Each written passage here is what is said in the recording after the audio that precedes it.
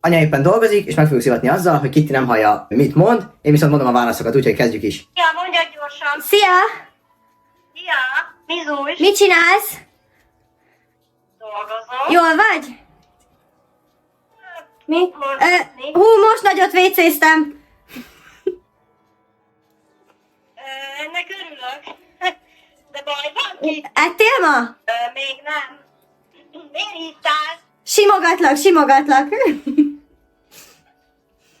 Kitty, baj van? Nem csinálok semmit. Ennek örülök, én dolgoznék. Várj egy percet. Na, de Nagyon kakilok. Kitty, mi van veled? Kicsit megőrültem. Hát ott látom. Nagyon jó. Jézusom, na jó. Jól beszélgettünk. Hát nagyon jó.